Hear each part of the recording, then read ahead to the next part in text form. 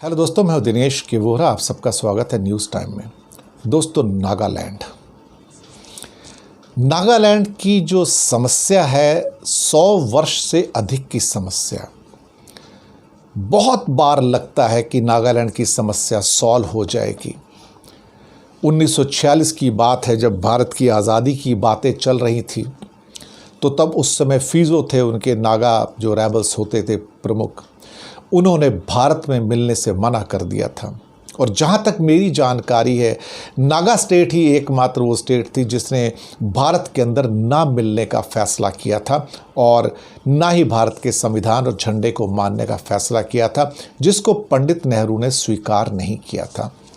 ना ही उन्होंने instrument of accession जो सरदार पटेल के द्वारा लाया गया था उस पर साइन किए थे, जहाँ तक मेरी इन्फॉर्मेशन है। नागालैंड की कहानी बहुत पुरानी है, लेकिन ये कहानी arm forces special protection act जो कि 1958 के करीब लागू किया गया, वहाँ से और वर्स्ट हो गई। और वर्स्ट होते होते एक तरह से सरकारों में और नागा रेबल्स के अंदर वो अविश्वास का केंद्र बन गई। कोई सरकार इसको सॉल्व नहीं कर पाई। सिर्फ भारतीय जनता पार्टी नहीं, इवन कांग्रेस की और बाकी सरकारें भी इसे सॉल्व नहीं कर पाई। शायद कहीं वो बड़ा दिल दिखा नहीं पाई।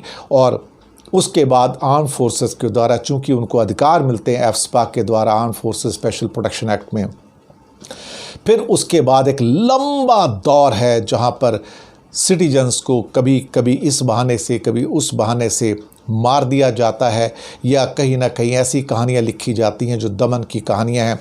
और वो कहानियां नई नहीं है, सबको मालूम है। इवन मणिपुर के अंदर तो सीबीआई के बहुत केसेस चल रहे हैं आर्म फोर्सेस के खिलाफ कि किस ढंग से इस स्पेशल पावर एक्ट्स का दुरुपयोग किया जा रहा है। और अभी भी जो 14 व्यक्तियों की करीब मौत हुई है, ये उसी दास्तान की एक नई कहानी है, नई कड़ी है।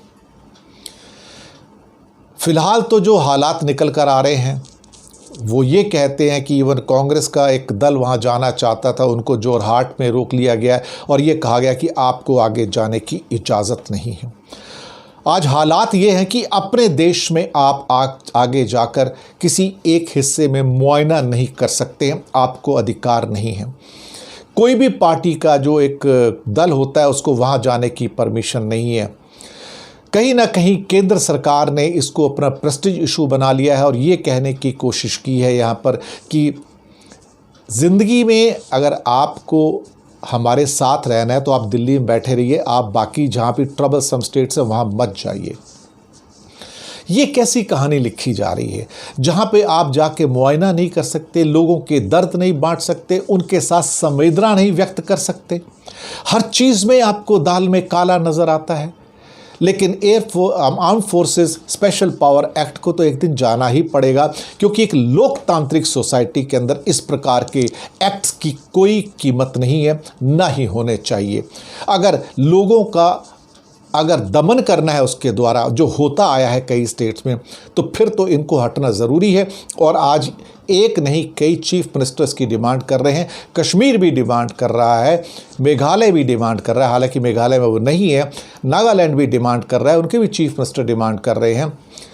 इस एक्ट को जो ड्रैकोनियन है उसको जाना ही चाहिए। ड्रैकोनियन एक्ट्स का एक लोकतंत्र में कोई काम नहीं है और दमनकारी नीतियों से कभी भी किसी राज्य को अपने साथ खुश नहीं किया जा सकता है। आप लोगों को प्यार और मोहब्बत से तो जीत सकते हो, लेकिन आप दमन से नहीं जीत सकते हो। यही कहानी है इस देश की। धन्यवाद।